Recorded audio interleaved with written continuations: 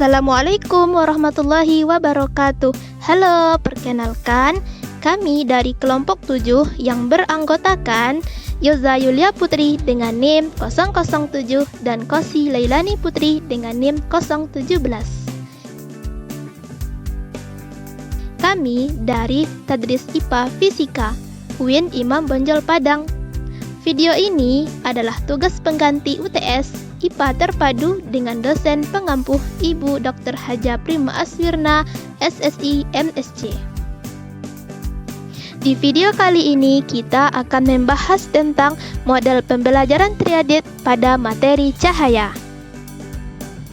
Kira-kira ada yang tahu apa itu model pembelajaran triadit? Model triadit adalah model bersambungan atau model integrasi yang memfokus pada metakurikulum yang merupakan jantung dari semua pokok bahasan.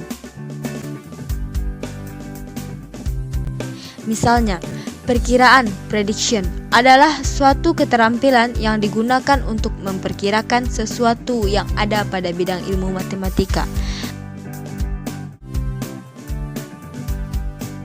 Memperkirakan peristiwa masa sekarang atau mengantisipasi peristiwa yang ada dalam sebuah novel, dan proses membuat berbagai macam dugaan di laboratorium IPA.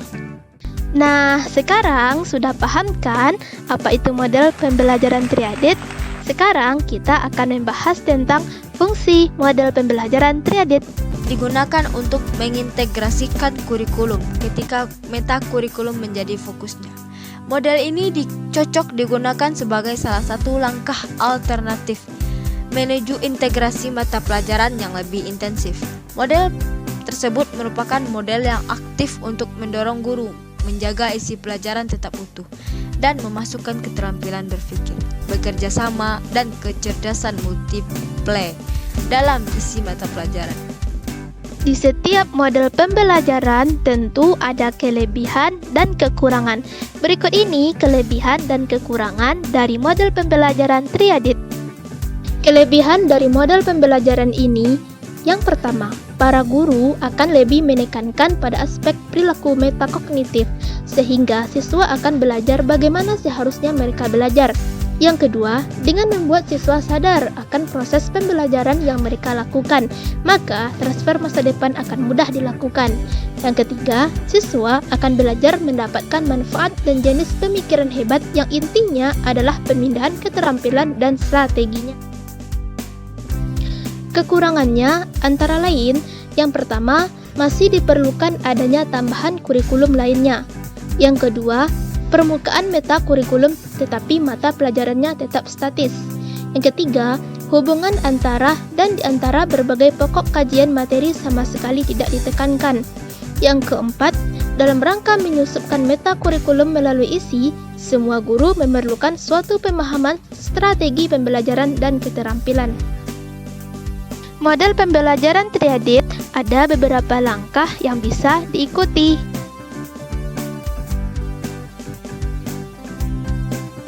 Langkah-langkah yang pertama, menetapkan keterampilan yang diuntaikan dalam pembelajaran keterampilan. Kedua, memilih pembelajaran yang cocok. Yang ketiga, mencocokkan standar kompetensi dan kompetensi dasar yang diuntaikan. Yang keempat, merumuskan indikator pembelajaran secara terpadu. Yang kelima, menetapkan keterampilan berpikir yang akan diuntaikan. Selanjutnya, penerapan model pembelajaran triadit pada materi cahaya. Untuk penerapannya, bisa kita cari dulu dari beberapa metakurikulum mata pelajaran tertentu. Misalnya, dalam pembelajaran fisika, pembahasan cahaya dengan subtema, misalnya pengertian cahaya, sifat-sifat cahaya, serta alat-alat optik. Kemudian, dalam pembelajaran bahasa Indonesia, adanya komunikasi lisan dan tulisan seperti menulis laporan karya ilmiah. Dalam pembelajaran IPS, itu ada dampak polusi cahaya buatan terhadap kondisi masyarakat sekitar. Dalam pembelajaran kimia, dalam pembahasan senyawa kimia dapat mengubah cahaya menjadi energi.